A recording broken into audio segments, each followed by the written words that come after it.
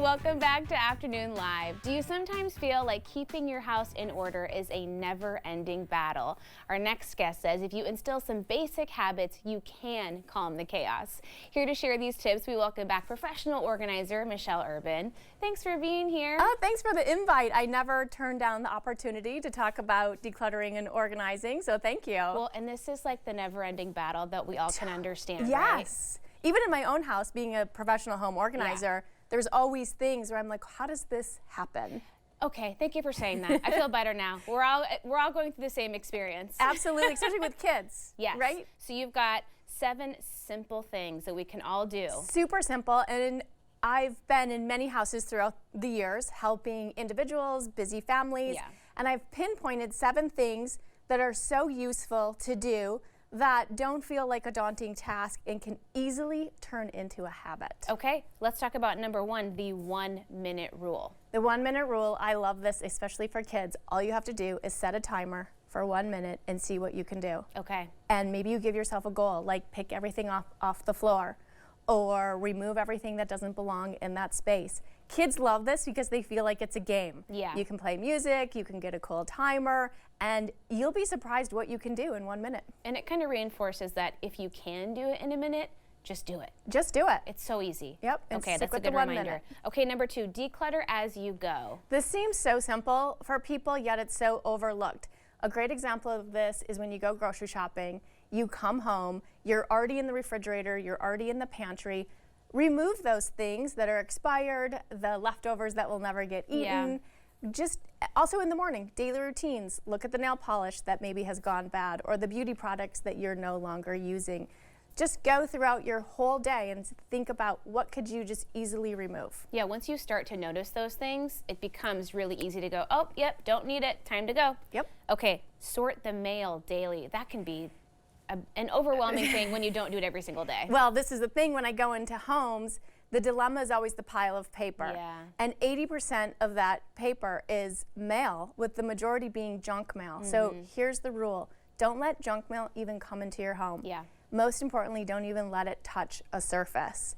If you have a coupon or an advertisement that looks intriguing, just snap a photo of it on your phone. Don't let it touch a surface, just get rid of it. That's a good idea, because if you are really interested, you will go back into your phone and find it eventually. Absolutely. Okay, end of day reset. Tell me about that.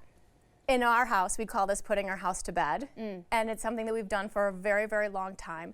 You want to think about the things that are going to support your morning daily routines and habits. So maybe it's emptying the trash, maybe it's cleaning off the countertops, packing lunch. Don't make this a huge to-do list. Just do 1 or 2 things that are going to make you thank yourself in the morning for doing that. Packing those lunches is a huge, somehow it takes so much longer in the morning, right? When well, because you have 900 distractions. I know, it's so true. That's a really good one. So put your house to bed. I like this rule a lot. 1 in, 1 out. I actually started my decluttering journey 12 years ago with the 1 in, 1 out rule. And it's something comes into your house, you remove something from your house. It can be a like item. If you get a pair of jeans, you can remove a pair of jeans, or you can just go with it. If you get a new kitchen spatula, let something else go. Maybe it's not a kitchen item. I think this works really well for kids because you're instilling in them that you can't keep everything. Sure. Well, and then do you have a good idea for kind of gathering all those things? Because I like to have maybe a zone where we're going to do a giveaway pile or a donation somewhere, but I kind of maybe lose track as the days and weeks go on. I would just pick a spot where you can't see it, because a lot of times when we see something, we'll go through that bag. Oh, yeah. Right? So we say use a black garbage bag, something that you can't see through, or maybe it's in a closet that the door is always closed and you put your box in there. We also say use something that's a little smaller for containment because of space limit, which then once it's full, then you know you have to get rid of it. If something's too big, it just starts toppling over and there's no boundaries and it gets out of control. I love that. Okay, creating a drop zone for all your little knickknacks and things that you kind of need throughout the day. Well, think about the things that you're constantly losing. Maybe it's keys, maybe it's the wallet, maybe it's your chapstick for your kids, maybe it's the library books. What are you always scrambling for? And then create a drop zone that feels natural to the flow of the home. Where would you naturally go? So for keys, it might be by the front door, Or the kitchen, since that's the heartbeat of the home, it Sure. might be somewhere in the kitchen. Even just that little dish somewhere where you know those things are. Everything so you goes in don't there. waste the time looking for it. Oh my goodness. Okay, finally, the weekly quick sweep. Tell me about that. So this is something that is a little bit more intensive, but it's just weekly. You choose a category, you choose a space, maybe you choose a room in your home, and you just go through it and you say, what is no longer serving me? And again, give yourself a goal. Maybe it's taking everything that's off the floor.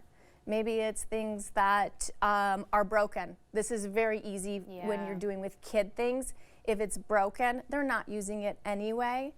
And then that just gives you a good focus point. Do you find that this is more successful when you can incorporate the kids into the process? Because everything we've talked about here is relatively simple. Yeah, and honestly, if you have the urge to declutter, don't worry about getting your kids involved.